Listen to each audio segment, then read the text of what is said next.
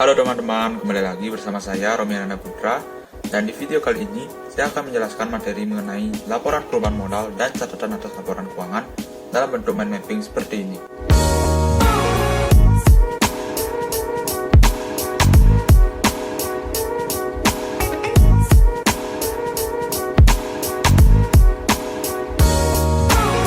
Kita langsung mulai saja penjelasan mengenai mind mapping berikut ini. Nah, sebelumnya, dalam mind mapping ini terdapat dua materi utama.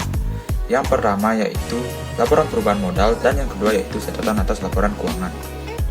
Untuk yang pertama, kita akan menjelaskan mengenai laporan perubahan modal. Dimulai dari pengertian laporan perubahan modal. Nah, laporan perubahan modal adalah laporan keuangan yang menyajikan informasi mengenai perubahan modal pada perusahaan akibat dari kegiatan operasi perusahaan pada suatu periode akuntansi tertentu. Atau juga dapat diartikan sebagai suatu ikhtisar tentang perubahan jumlah modal selama periode tertentu.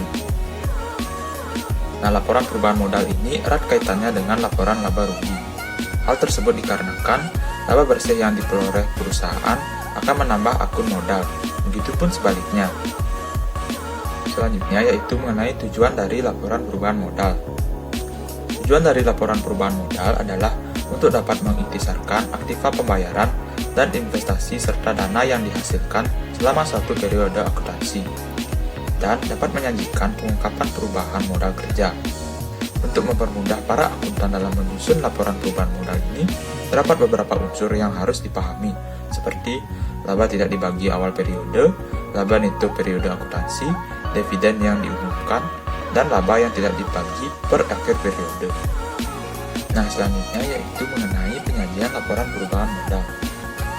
Laporan perubahan modal ini akan berisi beberapa hal seperti modal awal yang merupakan modal pada awal tahun, kemudian tambahan investasi pemilik yang merupakan setoran modal yang berasal dari pemilik selama satu periode akuntansi, kemudian perolehan laba atau rugi, yaitu hasil laba bersih maupun rugi bersih perusahaan selama suatu periode akuntansi, kemudian pengambilan pribadi atau prive, yaitu pengambilan uang untuk keperluan pribadi oleh pemilik perusahaan selama satu periode akuntansi, dan modal akhir, yaitu modal yang terdapat pada akhir tahun.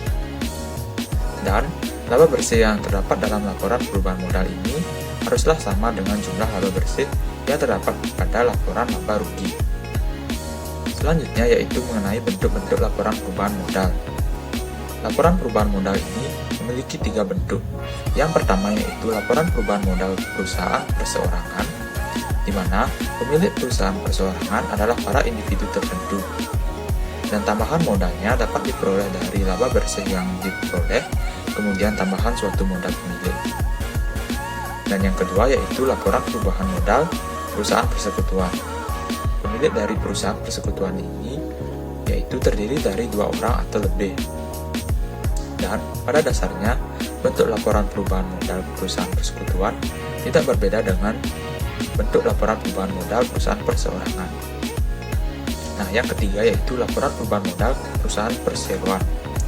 Nah, pemilik dari perusahaan perseroan ini ditandai dengan adanya kepemilikan saham.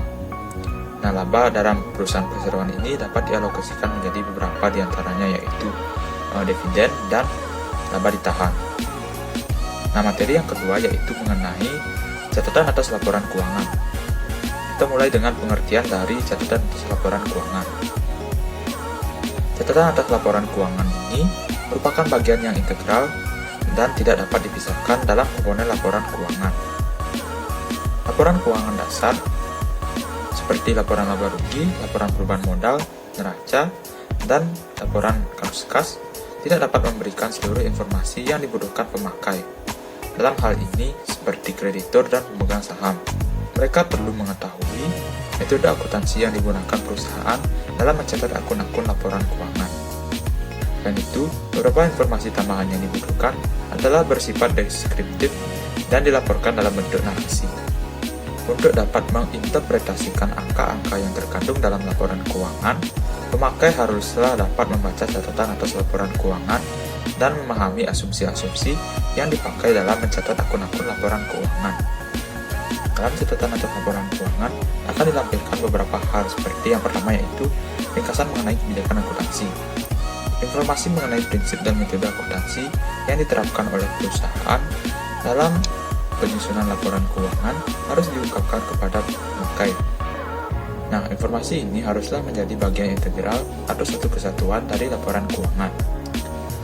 Contoh dari keharusan pengungkapan atas kebijakan akuntansi adalah informasi mengenai metode penyusunan aktiva tetap, metode pencatatan persediaan, dan penilaian persediaan. Selain itu, dalam catatan atas laporan keuangan juga dilampirkan mengenai informasi tambahan tentang rincian atau penjelasan atas angka neraca. Informasi ini biasanya disajikan dalam catatan atas laporan keuangan baik berupa angka maupun deskriptif. Ini adalah jenis catatan yang paling sering digunakan. Data berupa angka biasanya diberikan dalam catatan atas laporan keuangan untuk mendukung penyajian atas jumlah total dalam laporan keuangan. Sebagai contoh, dalam laporan neraca hanya menampilkan jumlah total untuk aktiva tetap dan utang jangka panjang. Nah, rincian atas masing-masing jumlah total ini akan diberikan dalam catatan atas laporan keuangan.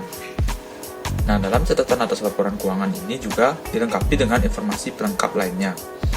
Yang termasuk sebagai informasi pelengkap lainnya adalah informasi mengenai segmen bisnis perusahaan.